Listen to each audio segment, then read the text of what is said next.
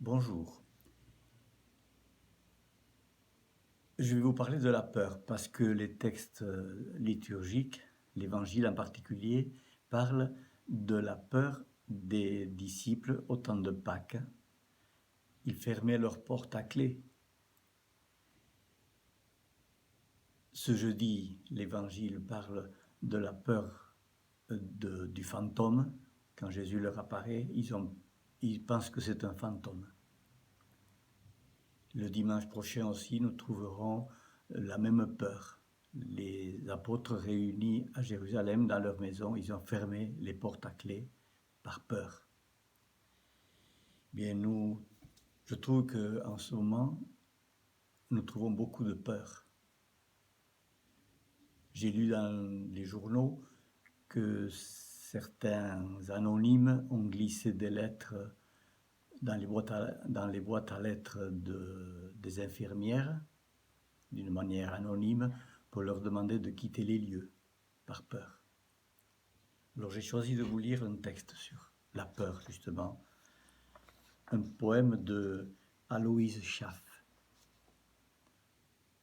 Invisible, il est entré dans notre demeure, en a fermé la porte avec la clé de la peur. Et nous voilà assis, inquiets pour notre avenir, prisonniers dans les murs de notre empire. Nous pensions maîtriser le ciel et la terre et mettre à genoux toute force contraire. Mais ceux qui ont dû prendre le train sans retour nous disent que les rêves meurent au lever du jour.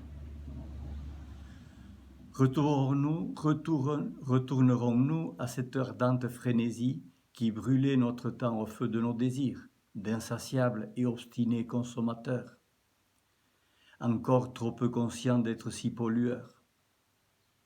Aurons-nous appris au cours des longues heures de confinement que demain est aussi incertain que ce qui se cache dans le creux des mains et fait de nos amis d'éventuels contaminateurs? Nous redirons-nous que nous sommes embarqués sur un même bateau poussé par les mêmes vents et qu'il nous faut, comme le vieux Noé en son temps, prendre soin du moucheron et de la colombe de la paix? Il fallut 40 jours et 40 nuitées pour attendre que la terre, enfin apaisée, le laisse, en nouvel Adam, prendre pied avec l'arc-en-ciel comme signe de fraternité. Ne faut-il pas apprendre plus de modération et trouver dans nos quelques maigres restrictions le signe de la grande désolation de notre cœur dès que l'inquiétude lui fait prendre grande peur?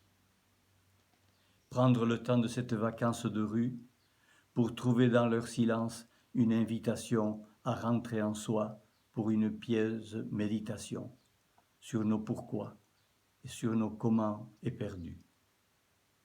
Seigneur, donne-nous de découvrir dans notre retraite forcée que l'écoute et le dialogue peuvent ouvrir nos fenêtres. Aide-nous à mettre la solidarité à nouveau retrouvée au cœur de nos cheminements vers le mieux-être. Je vous souhaite que la joie de Pâques continue encore dans nos cœurs.